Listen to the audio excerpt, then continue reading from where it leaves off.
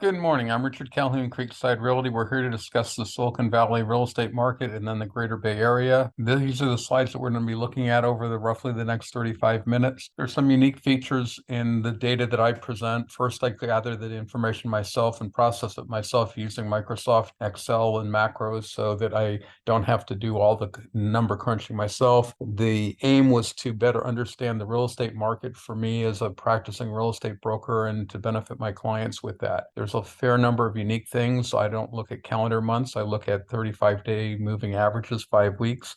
And then we start off looking at micro markets. I believe that what a county is doing is not what any one particular neighborhood is doing. And even a micro market isn't necessarily what one particular neighborhood is doing. These are the different items that we're going to be looking at, and we'll just get in them. We'll have a recap of this after we look at the micro markets. So here's my first heat map. We're looking at the number of active listings versus the 10-year median. For each area, I look at for the past 10 years for the same time of the year. I look at what the median is, and then I see what percentage of the median. If you have low inventory, you have a hot seller's marketplace. As you can see in Santa Clara County, we basically have a very hot seller's marketplace with basically from 3/4 down to 33%. Most of the areas have about 50% of the inventory they would normally have for this time of the year. Then you go up into San Mateo County, and it's basically in a balanced marketplace, having just about the normal number of inventory, basically 110 down to about 80,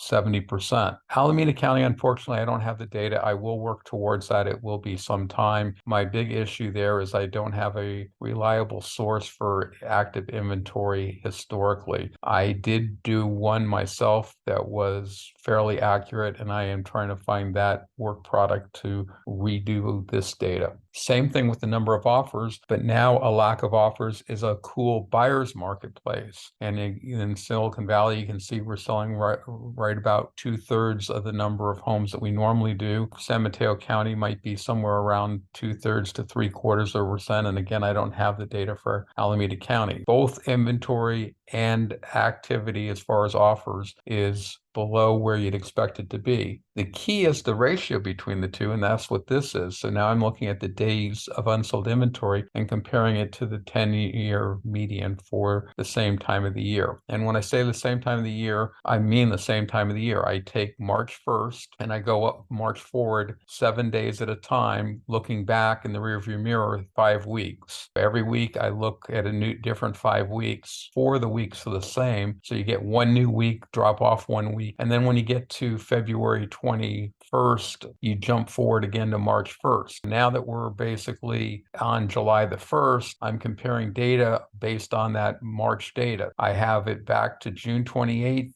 apples and apples comparisons. And then I'm looking through midnight last night and July 1st and actually calling that July 5th because that's my next normal. So that's why you'll see July 5th a lot in this presentation as it's somewhat forward looking. When you look at days of unsold inventory, you can see that Santa Clara County is a pretty hot marketplace, and San Mateo County is either a balanced marketplace or a cool marketplace. We don't have the data for Alameda County, but Alameda County looks a lot more like Santa Clara County than it does San Mateo County. And basically what's been happening is these are the job centers where people would pay a premium to be close to their workplace. And with the pandemic and remote working, you can see the outlying areas throughout the presentation have been doing better since 2020 as people are willing to commute further and further to their job less and less often. Now we're looking at days of unsold inventory raw count. And the reason you're able to look at this as a raw count is it's a ratio between the active listings and the pending in each area. So the size of the area no longer matters. When you're just looking at raw counts of active listings, it depends on how large that geographical area is and how densely populated that geographical area is. You can't have a normal and make sense across all the different micromarket areas, which is why I only have the 10-year median. When you're doing a ratio in the same size micromarket area, the raw count becomes significant. Basically, you can see down here from anything under 6 weeks of days of unsold inventory is what I consider a fast marketplace, which would favor the seller, tend to have rapid appreciation, tends to have overbidding. That's basically the length of time it would take to sell all the existing inventory if there was no new inventory coming on the market and the rate of sales was maintained and not dropping as there was less to choose from. And then basically anything over 11 weeks, 12 weeks and up is what I call a ice cold buyer's marketplace. And you can see that the expensive areas at 145 days, it's a saturated blue. So it's the ice cold buyer's marketplace. The San Mateo County coast at 99 is a light shade of blue because it's towards the lower end. And Foster City is at 85, getting pretty close to the 78, where it turns the first shade of blue, and therefore the very small shade of blue. You can see the vast majority of the areas are red, and that means they have less than 6 weeks. A lot of stuff in Santa Clara County has 20 days or less of inventory. You can start seeing that some of the more affordable areas are now up at around 30 days, which is still favoring the sellers, but starting to become a balanced marketplace. And in Alameda County, where we do now have the data, you can see it's a little bit faster in general than Santa Clara County. Now we're looking at days on marketplace. Instead of looking at the median, which is a very rigid number because half the homes are normally selling pretty rapidly, and when it does change, it's a big change, so you don't see little trend changes. The average, conversely, is a nice index, but if someone's been on the market for 2 years and finally sells, it really brings up the average days on the market without changing the market. By looking at the 75th percentile, you have a index that changes pretty nicely. You're not impacted by what one transaction does because you're lining up all the sellers from the fastest seller to the slowest seller, and then looking at the one that's 3/4 of the way down the list. 3/4 of the sellers sold in less times than published here, and 1/4 took longer. You can see in Santa Clara County, they're all right around 2 weeks, actually slightly longer, but still right at 2 weeks in Alameda County. And then San Mateo County is basically from 3 to 7 weeks and maybe even 8 weeks now. You can see there is a big difference on how San Mateo County is performing versus Santa Clara and Alameda, and Santa Clara and Alameda are performing roughly the same. Now you're looking at average list price reductions. I don't know of anybody else that follows this. To me, it's a huge indicator in the fact that you don't have to wait for escrows to close. If sellers are reducing, the market is clearly changing. Sellers do a lot of research before they put their house on the marketplace, so this is a very tight criteria, unfortunately, but it's an early indicator, and that's why a cool marketplace is 98 to 99 point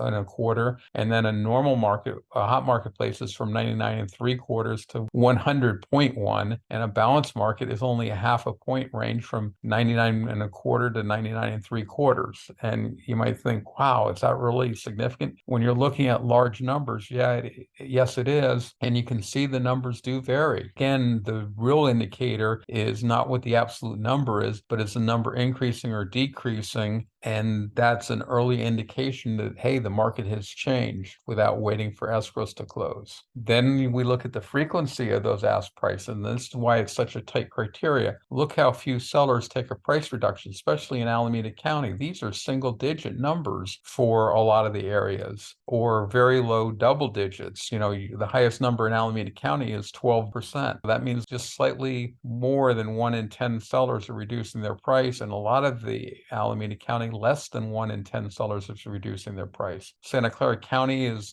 roughly the same, but a little bit more price reductions, maybe 1 in 11, 1 in 10, a little bit versus less than 1 in 10. And then in San Mateo County, you can see you're getting up there around 20 to 30% of the sellers are taking their price reductions. So again, across the board, you can see how San Mateo County is not as hot market conditions as the other two counties. Now we're flipping over and looking at what the buyers are doing. We're looking at the magnitude of overbidding. And again, anytime there's an insult to the marketplace like we had post-COVID in 2022, starting basically around Valentine's Day, where the market basically lost about 25% of its value in a very short period of time, and we've rebounded and recovered a lot of that. But anytime there's an insult like that, buyers are more conservative in the amount of their overbidding, and that shows up here in the magnitude. Even though we're in an aggressive marketplace, you can see the amount of overbidding is aggressive, but not nearly as aggressive as the 118% we were seeing in 2022. Basically somewhere around 5 to 8% in Santa Clara County. Alameda County is basically 4 to 8%. And in San Mateo County, it's on both sides of 100%, but I would say a little bit above, so maybe 101 to 103, 104%. Again, you can see San Mateo County is still having some overbidding, just like all the other two counties, but it's a lesser degree. And like the price reductions, we're now looking at the frequency of overbidding. How common is overbidding? So even though the magnitude of overbidding is not that great, the frequency of overbidding is very common, with basically 3/4 of the sellers in both Santa Clara County and Alameda County getting more than their asking price. And even in the slower San Mateo County, it's around 50% of the sellers are getting more than their asking price. If you price your home correctly, buyers will overbid it if they perceive they need to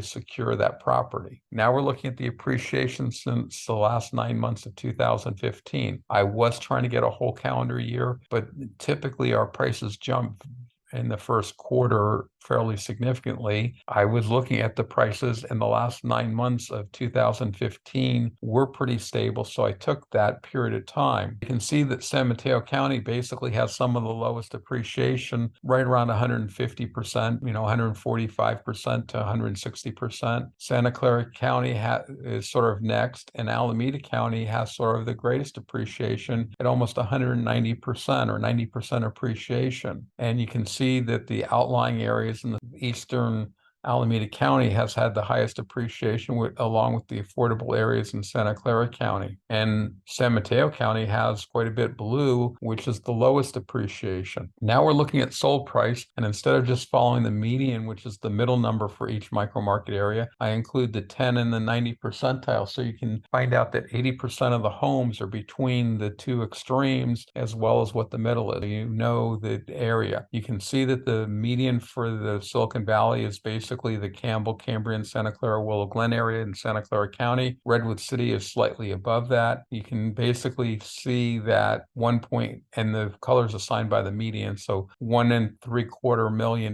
is the median price. Basically, you can see areas in San Mateo County are slightly higher because they're right around 2 to 2.5. Your expensive areas in Santa Clara County are around 3 to 4 million. You can see that your more affordable areas are South County and East San Jose, South San Jose, as well as Berryessa, Milpitas, Santa Teresa, and Blossom Valley. And then you also have affordable areas in Alameda County.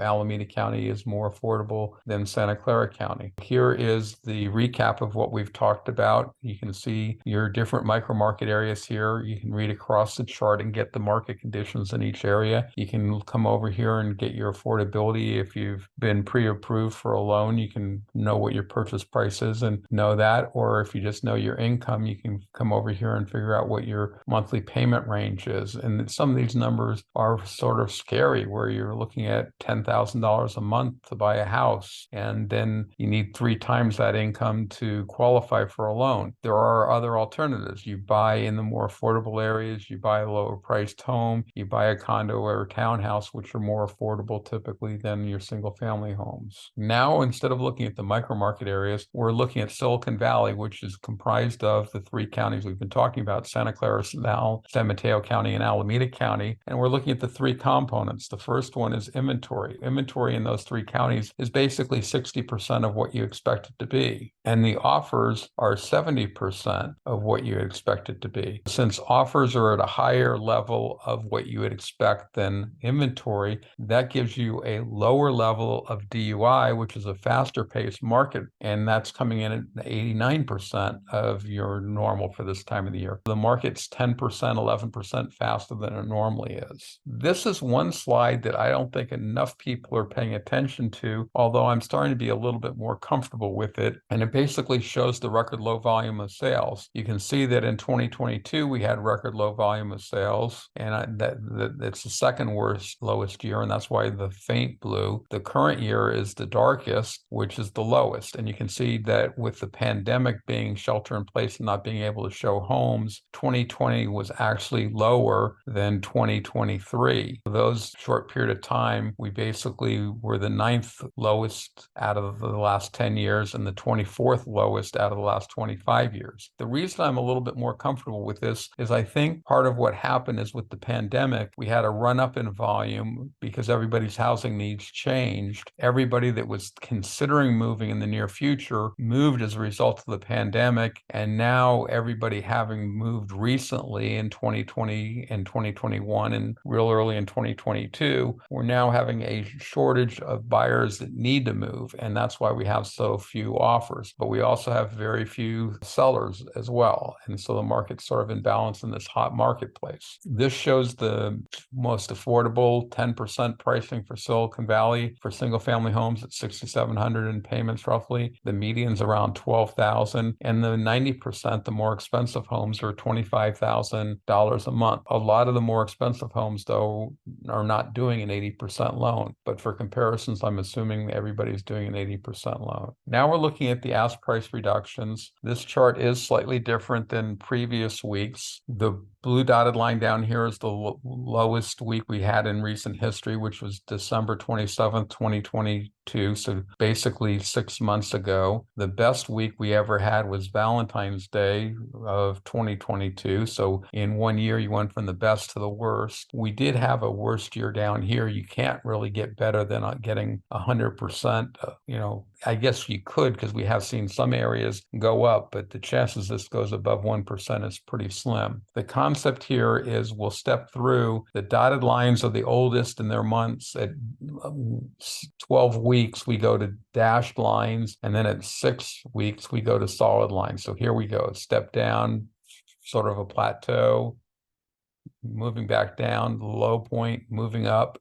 So you can see there's some weeks where you have major jumps, and then a lot of times where you have minor. Now we're jumping into the last 6 weeks.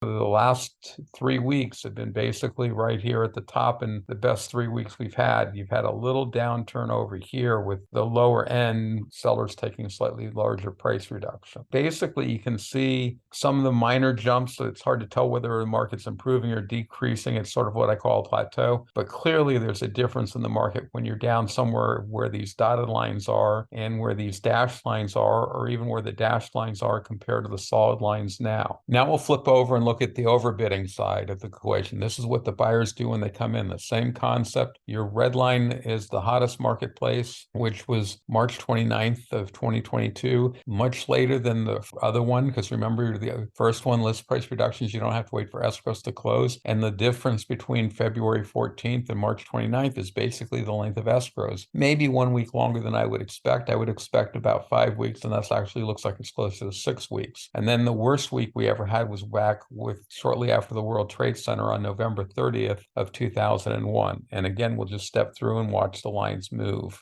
So you can see it going down and plateauing, and now going down some more, now reversing directions and improving.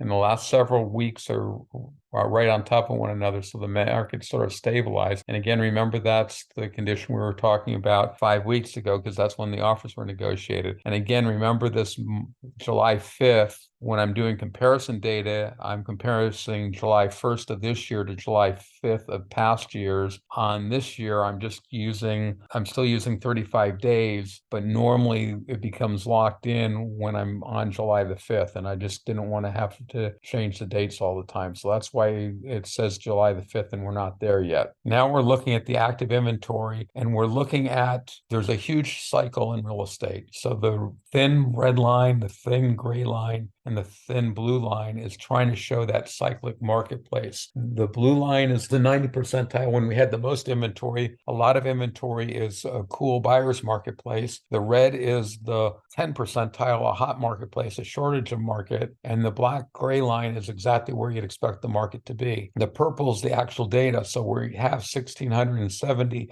listings right now, and the least you'd expect to have is 1,653. So you do have lower years. As you can see right down here, during 2021, you were lower because the 10 percentile is going to have at least 1 year lower. But basically, this is the least you'd expect to have. So we have equal to the least amount of listings you'd expect at any given time for this time of the year. And you can see we've been sort of following a normal pattern. Now you're flipping over and looking at the number of offers, and here the number of offers are actually below the least you'd expect. The least you'd expect is 2,085, and we're 1975, basically 5% fewer offers than the least you'd expect. And again, in 2021, we had more offers than you would expect. So this surplus is part of the reason we're having this deficit now. Here's days of unsold inventory. That's the ratio between the supply and demand. And these are in raw counts. And again, you can see the least you'd expect is 26. What you'd expect is 33, and where we're at is 30, basically right in between the two. So again, clearly favoring the sellers, but not as hot as we've been in the past, but also not as cool. We've been all the way up at 45 days. Here's DUI compared to typical. It's basically 88.6%, 89% of where you'd expect it to be. If you're having a completely normal year, you'd be right on the line. You can see you started off 2021 and early 2022 with a very hot, very low DUI. And then most of the latter half of the second half of 2022, we were up and had a much slower DUI than you would expect, a larger DUI. Now, for those that are having any difficulty understanding what DUI is, which is simply the turn rate, we'll now look at something that makes a little bit more sense, days on market. But instead of looking at the average or the median, we're looking at the 75th percentile. This is the long typical seller, and the fastest you'd expect a long typical seller to sell is at 16. You can see the red line here, and now the purple line is also 16. They're basically right on top of each other, even though there's a little visual separation for some reason there. And then if you look at the median, 18 is where you'd expect it to be. So you're on the fast side of typical. The slow is 25. So we're more than a week faster than the slowest you'd expect. That tells you right there, if the slowest you'd expect is for the slowest seller to sell in less than a month, we're pretty blessed with a fast-paced market in Silicon Valley. Here's days on market compared to normal. So it's 90% of where it typically is. Here's asking price reductions. Again, the same concept where the most price reductions you'd expect is down here at 98.7. What you'd expect is 99.3, and what we're at is 99.3. But you can see that this 99.3 is a little bit lower, and maybe I should put out another decimal place. But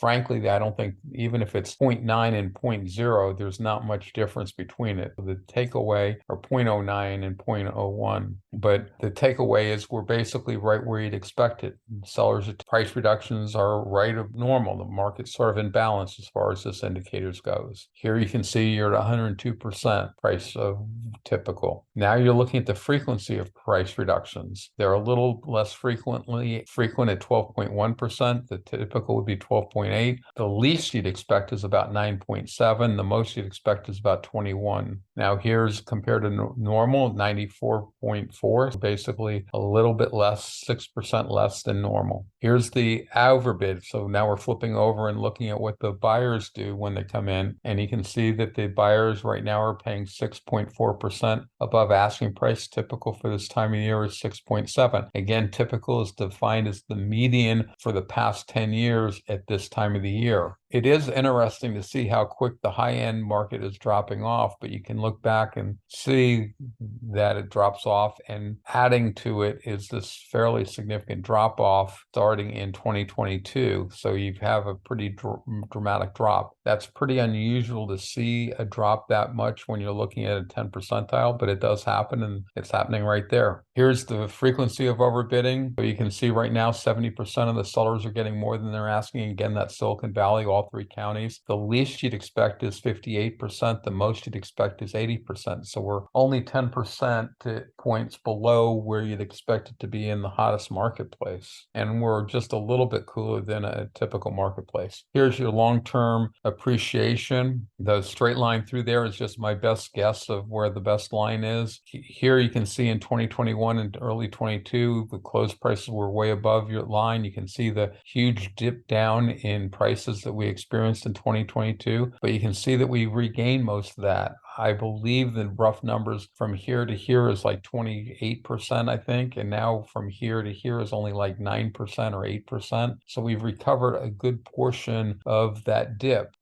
it's sort of been a silent recovery of that loss. And there are a few people that sold or purchased right here in the transaction. And remember, these are close dates, so 5 weeks earlier than that. So people that bought early in 2022 could still be upside down, but there's a whole lot less of them than we were down here, and you're going back a whole year period of time. And also it's noteworthy too, there's a decrease at the end of every year, as you can see in the data. And these are not necessarily property values. One of the things that I've noticed by looking at it at all the detail that I do is when we get into a holiday, the more expensive areas tend to take that holiday more seriously and take a break from real estate more. What you have is a shift in the market mix from the typical market mix to selling a larger percentage of the homes that sell are in the affordable areas, which brings down the median when you're looking at a global area, but doesn't pull down the median price of a micro market or the property value of a given property. So you got to be careful. And that's one of the reasons I look at so much data. Now we're flipping over and looking at the 3 counties that make up the area, because there's a huge difference, and we'll see it right off the bat with the listings. San Mateo County at 439, you can go back and say 439, that's pretty typical. They got right about the normal of inventory they expect. But let's look at Santa Clara County and Alameda County and even group them together, even though Santa Clara County is lower, and let's call it 625. The number you'd expect them to be is somewhere around 1,400. It's less than half the inventory you'd expect it to be for 2 counties, and these 2 counties are much bigger than San Mateo County. But that's important to understand right there, that the marketplace, even though you think of Silicon Valley as maybe being homogeneous, the media considers Bay Area to be homogeneous. When I realized on how unhomogeneous the Bay Area is, that was one of the things that triggered me to start doing my own statistics back in 97. Now you're looking at offers accepted. The offers accepted are basically the same thing, but San Mateo County is down, and so is Alameda County and Santa Clara County. I think if you did a ratio, the San Mateo County would be down less than Alameda County and Santa Clara County. And that's why your days of unsold inventory is slower in San Mateo County. And here you can really see San Mateo County pulling away at 42 days, where Alameda County is at 28 and Santa Clara County is the fastest at 25. And if you look back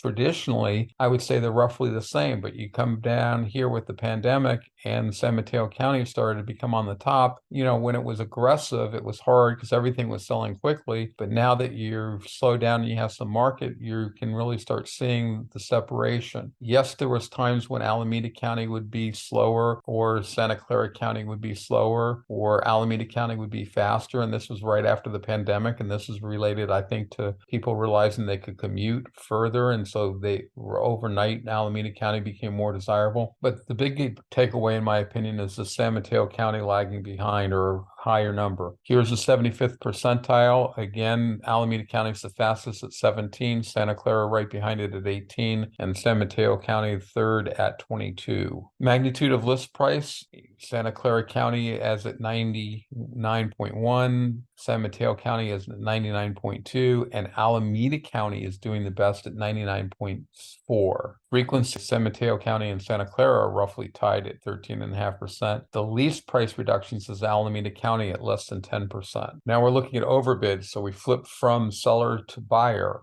Buyers in Alameda County are paying almost 10% above asking price. Santa Clara County 5%, and in San Mateo County only 3.5% above asking price. Frequency of overbidding, San Mateo County the lowest at 58, Santa Clara at 69, and Alameda County the highest at 78% of the sellers getting more than their asking price. Appreciation, Santa Clara County comes out on the top at 185% or 85% appreciation. Alameda County next at 76%, and in last place is San Mateo County at essentially 70% appreciation. And you can see that historically they're all pretty well blended together. You can see times when one county or another will pull out, but basically since the pandemic here in 2020, especially once you started having inventory, San Mateo County started having the least appreciation. And the least appreciation in the near term since 2021, say, tends to be the least overall when you look back in time because of compounding. And that's exactly what we're seeing here. Here's your sold price. San Mateo County basically right at $2 million. Santa Clara County right at 1.8 million, and Alameda County at $1.25 million for their median. That was on log. Here it is on regular paper for those that prefer. And you can start seeing that there's still a period of time when prices were significantly higher in San Mateo County as well as in Santa Clara County. San Mateo County actually peaked up here. And again, this could be market mix versus actual property values. This is the payments for the 3 different counties. You can see that Alameda County is the most affordable. And here is the actual numbers for those that like to see the raw numbers. You can pick whatever it is you want. And to some degree, you're seeing it right here. We're coming up on the 4th of July holiday. The number of listings in San Mateo County, the most expensive county of the 3, dropped almost 9%, 8.5%. Santa Clara County dropped 3.5%. The more affordable area actually had an increase of almost 2% of inventory. You can see an example of what I was saying earlier, where holidays are more impactful the more expensive the area is. And it's just an observation. It's not something that you would intuitively think right off the bat, but it might be as simple as people that can afford expensive homes can afford to go on vacations more often, and therefore a greater percentage of them are going on vacations and not doing optional activities like looking at real estate.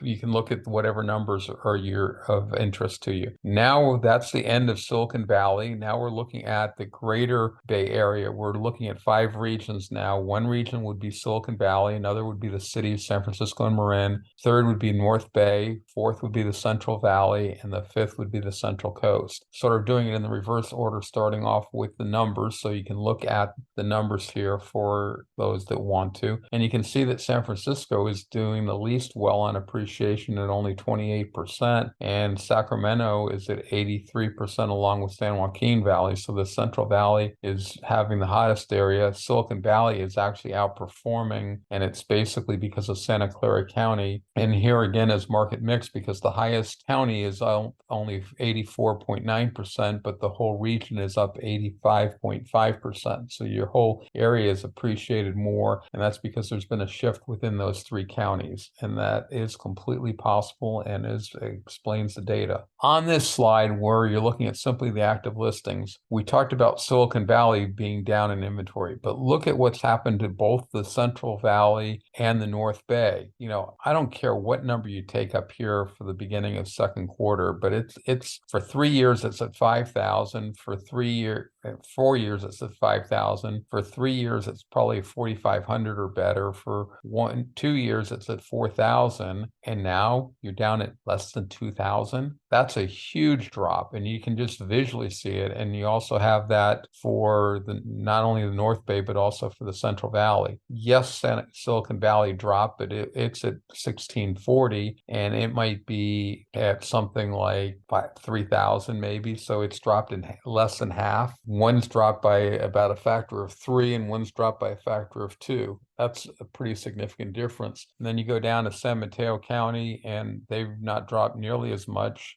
I guess maybe they've come close to a factor of 2, but it's even less than a factor of 2. Here's the number of offers, and you can see each of the different areas. Silicon Valley has the most offers, outperforming Central Valley and North Bay, and San Francisco and the Central Coast tend to be roughly the same as far as volume. Here's the days of unsold inventory, the ratio between supply and demand. You've had a big change just very recently in the Central Coast. Now you're up to 71 days. You can see that the Central Coast is typically the slowest marketplace, and they are much slower, typically up here around 80 days. In fact, I typically would say instead of the 40 to 80 balanced marketplace, I would consider them to be 50 to 100 to be a balanced marketplace. Is sort of my historical numbers for the Central Coast. You can see the other 4 regions are pretty close together, with San Francisco being on top at 39, followed by North Bay at 37, followed by the Central Valley at 32, and Silicon Valley coming in at the quickest with only 30 days of unsold inventory. Now we're looking at time on the marketplace. We're looking at that 75th percentile seller. You can see Silicon Valley is the fastest at 16, Central Valley next at 20, and then the other 3 are right on top of one another, 28 to 30 days. Price reductions Most price reductions is in the Central Coast, followed by the cities. The areas that are the slowest basically are taking the biggest price reductions. The other three are very close together from 99.2 to 99.4. And again, yes, it's a very tight area, but the market on this changes much sooner. For example, you come back here to March 1st, and all the regions are turning down by March 1st, and Silicon Valley was turning down by February the 14th. So you have an early indication by looking at this when the market turns. And you might be saying, wow, the market's turning because it's going down here, but you have to look at annual cycles as well. Frequency of sellers reducing their asking price. You can see that Silicon Valley has the least number of sellers reducing their asking price at 12%. I guess that's North Bay at 17%, Central Valley at 18%, San Francisco Marin at 19%, and the Central Coast at 22%. This is the average overbid, so this is how much the buyers come in and actually overbid. And so even though it's not as common in San Francisco, the buyers that overbid must be overbidding by a larger amount because the average overbid is the same at 106% as Silicon Valley. So those are the kinds of things that pay attention to. Central Coast is the least at just 1% overbidding, followed by the Central Valley at 1.1. Central Valley might be low because people are going there for affordability, and if you're affordable driving a couple hours a day when you have to go into work, your money's tighter because that's why you're going out there. So you're going to be more conservative in the amount of your overbidding. Here's the frequency of overbidding in the different areas. The highest amount of overbidding is in Silicon Valley at 70%. The least is the Central Coast at just under 50%. You can pick which county you want. Here's the appreciation. San Francisco and Marin, again, areas that are close to workplaces, have had the least appreciation at 37%, followed by the North Bay at 70%, then Central Coast at 75%, and the areas that have had the most appreciation, Silicon Valley and the Central Valley, and not much difference. Central Valley at 83% and Silicon Valley at 85.5%. Here's the estimated payments for the 5 regions, and it's interesting that San Francisco and Silicon Valley payments are pretty close together. I would not have intuitively thought that, and you can see that typically Silicon Valley is cheaper than San Francisco Marin, but it looks like San Francisco and Marin is becoming more affordable because it's no longer the huge premium for being close to workplace. You can see Santa Cruz and Monterey is next, and the reason it's up is you have nice areas like Monterey and Pacific Grove, and you have Carmel Valley and things like that with a lot of land and views of the ocean and things like that. And then you get into the North Bay and finally into the Central Valley where the payments are the most affordable. And if someone's going out to the Central Valley to pay $4,000 a month in payments for the median priced home, they may be more budget conscious and not willing to overbid as much. And with that, I finished up my presentation. The green is what I call my root URL. If you add in 2023 Saturday morning at 9 o'clock, you can participate in this presentation live. If you add in H for handout 2023 0701, the handout, and it is posted. And then finally, for any specific episode, you put in the root URL and then the year, month, date code. So the key is the root URL, which is in the green, and then you just add the suffix. Do I have any questions? Not seeing any questions. Everybody enjoy the week and the holiday week, and see you next weekend. Bye for now.